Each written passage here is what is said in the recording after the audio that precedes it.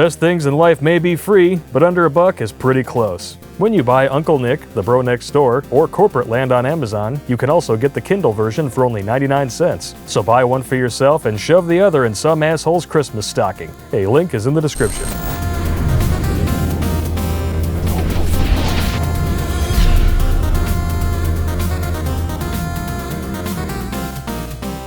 Don't mind my army smoking jacket, but it's pretty goddamn cold down here. Colder than a witch's tit or an unwanted blowjob.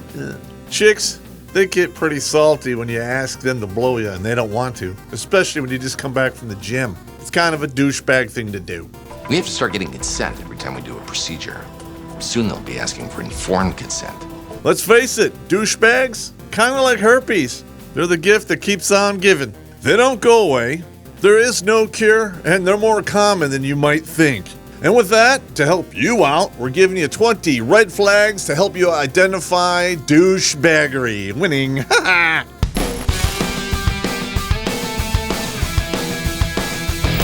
Yeah. In my 30 plus years in the Army, I have seen many, many breeds of douchebags out there. And they exist not only in the military, but in the real world, and I guarantee you some of these apply to people you know.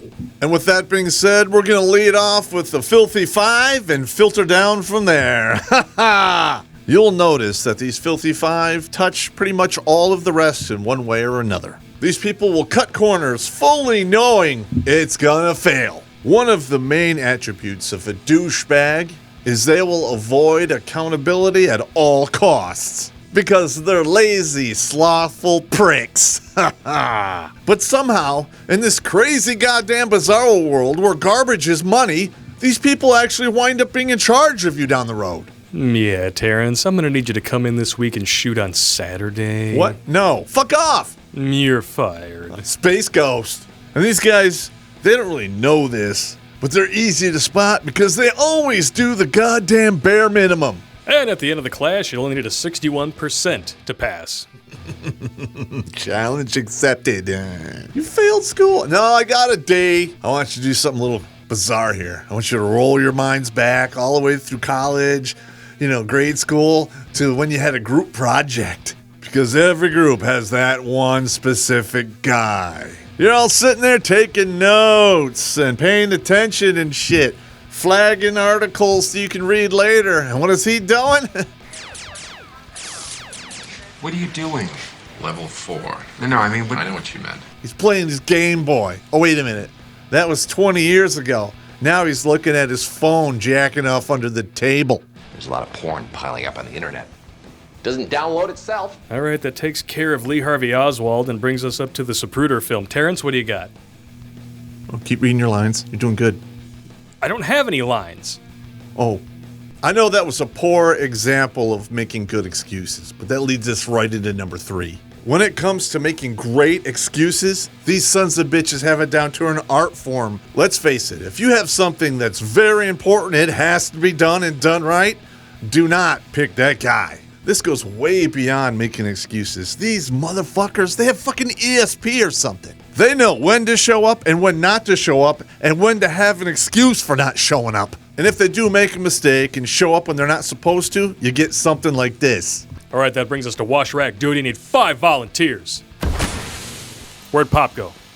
What the fuck? And that first trifecta of ever glorious fuck boils down to one key reason. These douchebags are selfish and they are not team players unless they're in charge. Just in case I need them, where exactly will Dr. Foreman be keeping my balls? Not only are they selfish, but they sell to you that they're compassionate and you believe it. All right, I know some of you guys like, Papa, I have an ex-girlfriend that used to do that. And yes, women can be douchebags too. You can't be serious. Actually, I can. See? I know, I just pissed off some ladies out there, but hey, I don't care. Your feelings are irrelevant. So go ahead, send me all your hate mail. I don't care. I'll just take a hint from the douchebag Bible. I'll play stupid. That's what they do when they get cornered and they want a way out and they know they're busted. They just play the I didn't know. Are you being intentionally dense? Huh? The real shitty thing is simply this. When they play this card, there really isn't much you can do. I don't know if your mama told you this, but it's pretty hard to punish stupid. Well, unless you're me, because I'm an asshole and a dick by choice. And I could read between those lines of who is and who is not stupid. If they're not truly stupid and they're playing dumb, pain is an ultimate teacher. Oh, I understand. You didn't get enough, your instructions were? Okay, hold the hammer out to the side till I say stop. I'm like, what are you, trying to be an octopus over there? Hold the goddamn sledgehammers, you idiot. I'll do better. Yeah, you will after you're smoked. You might want to know where I learned that, but hey, okay, I'll tell you. I made the unfortunate mistake of falling asleep in class at RIP, and I had to hold a cinder block over my head, so if I dozed off again, automatic corrective action. And with that, we come to the end of the Filthy Five. Do you have hair in your special place? We're still got 15 more to go, dumbass. That's right, you.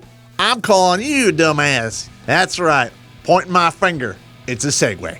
These douchebag female breeding dogs, they sure love to do that. What? Why don't you talk to him? He's in charge. This type of behavior is not army specific, it's not military specific, it is everywhere. In fact, it happens every day in Congress. Fuck those guys. It wasn't me. It was the Democrats. It wasn't me. It was Republicans. Wah! Perfect example from Obama from up on the hill back in the day.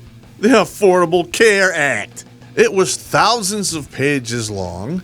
The Republicans bitched they couldn't read it, which was true because they didn't have enough time to read that much bullshit. But we have to pass the bill so that you can find out what is in it. Fast forward to today. Republicans trying to pass a 500-page tax plan. And what are the Democrats doing today?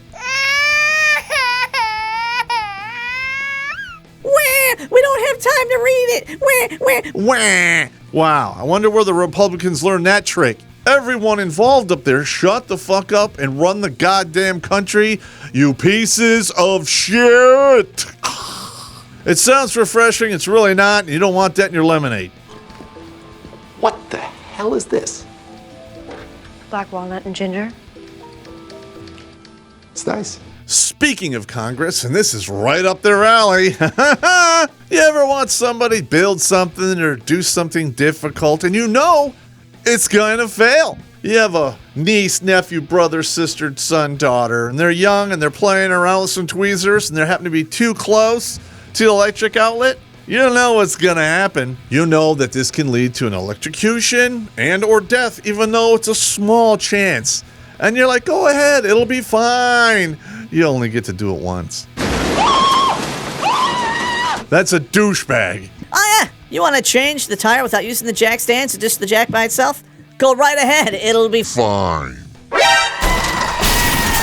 And if you think you're ever going to hold these dudes accountable, guess again. Because you know what happens when there's something that absolutely has to be talked about. Pop? Pop? I was taking a vacation day. If there's something important that pops up or something needs to be discussed, they're not there. And why is that? Simple, plausible deniability. You can't blame it on me if I wasn't there. Need gift ideas for your shitty relatives this year? Get them something worthless. Check out Worthless and other books by Aaron Clary on Amazon.com. A link is in the description. And that's not because these dudes are not intelligent. In fact, they are. And most of them, scary intelligent. One might even refer to them as an evil genius. Just saying.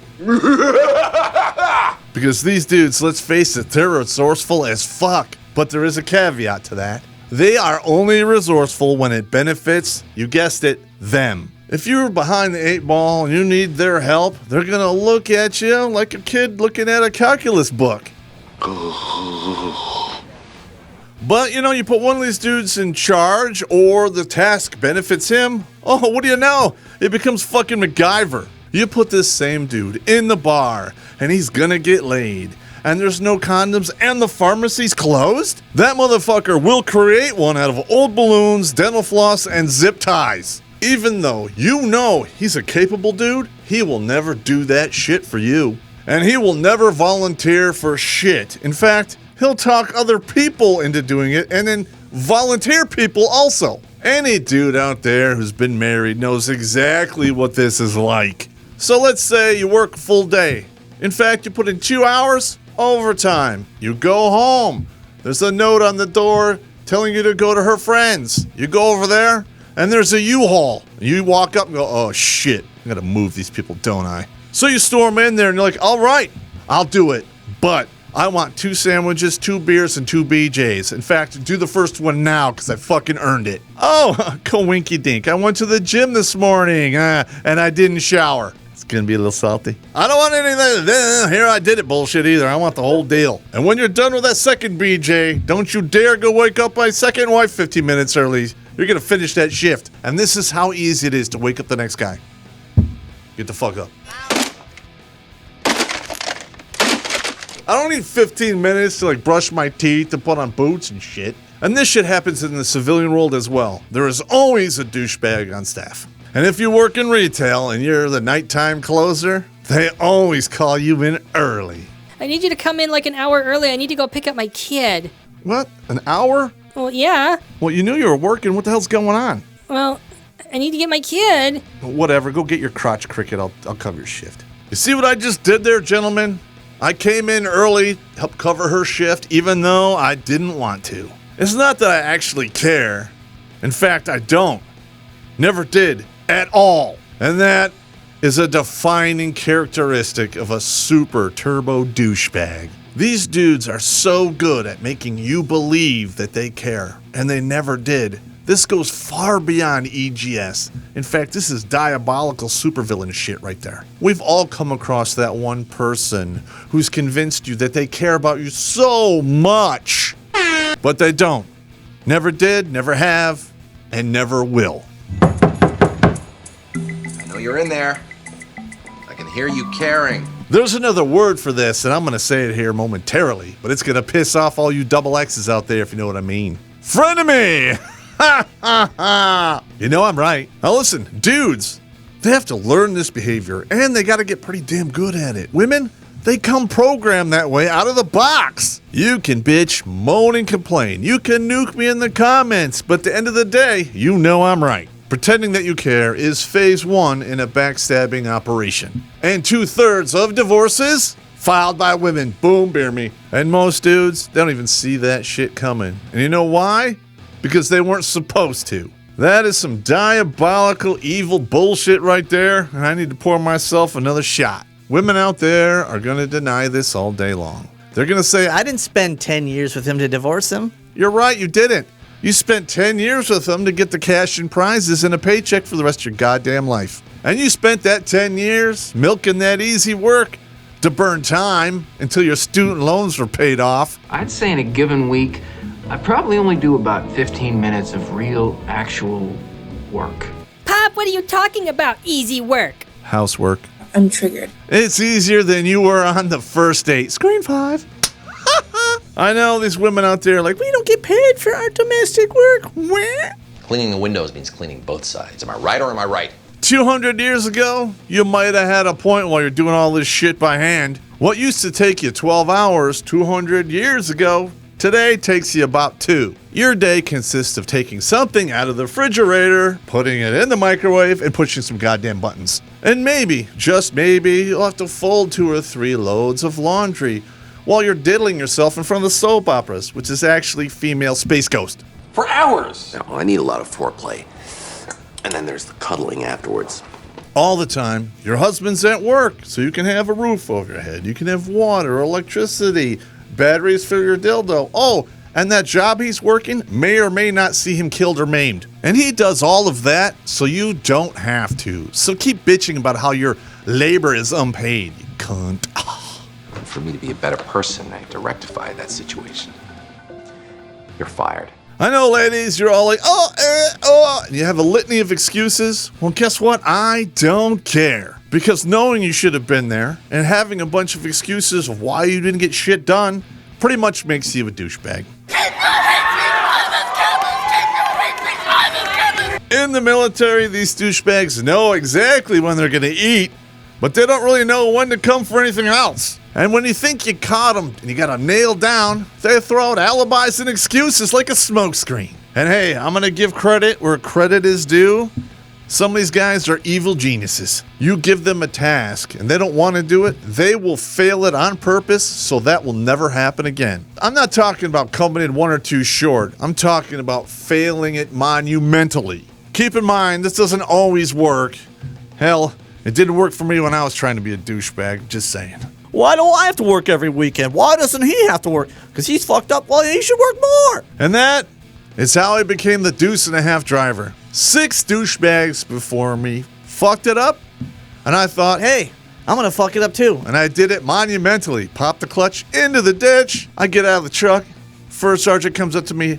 I wasn't looking up at him. I was looking down on him because he was looking up because he was short. And he pulls me in really tight. He goes, What the fuck you doing, Pop? I looked at your line scores. You're a genius. Get back in there and finish the driving test. and I was like, fuck. You lose.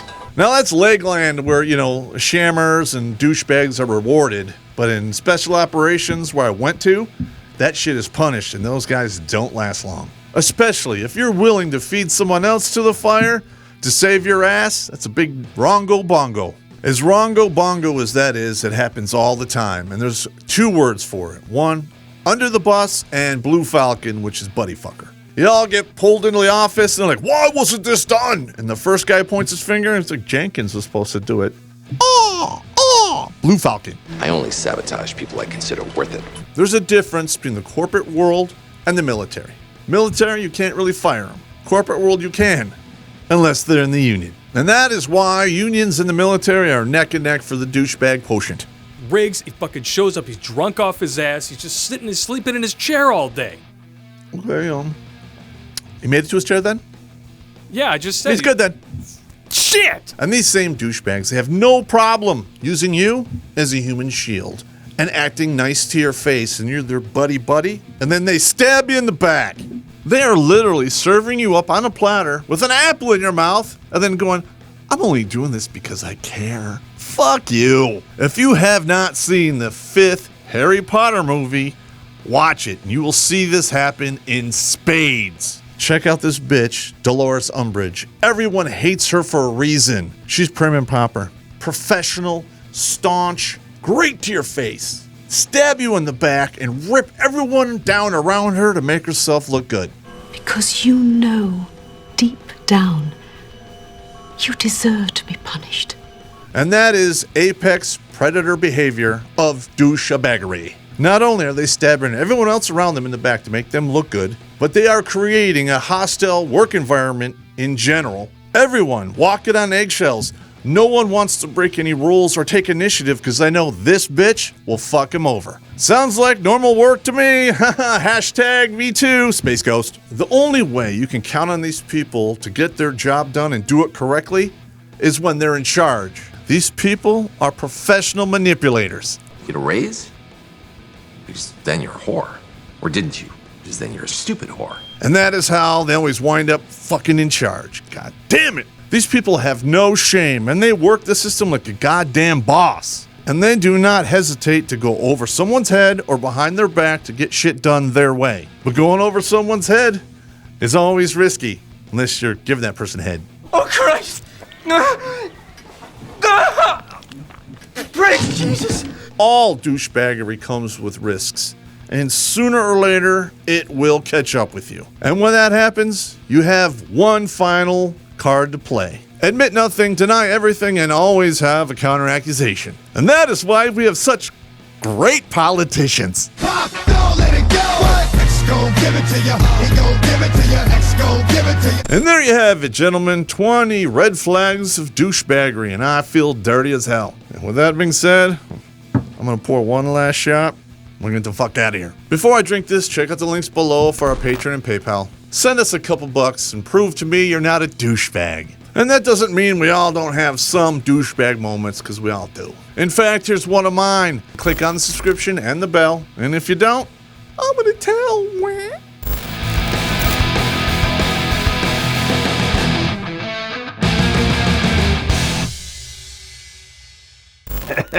All right, remember the guy who played the guy who it puts the lotion in the basket? Yeah. That guy, when he tucked his penis and he did that little thing. I couldn't watch him on TV shows for years. I was traumatized. I was like, that guy's a scumbag.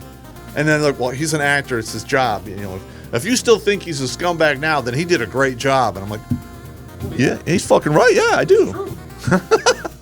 I'm like, okay, now I don't hate him as much, but Jesus.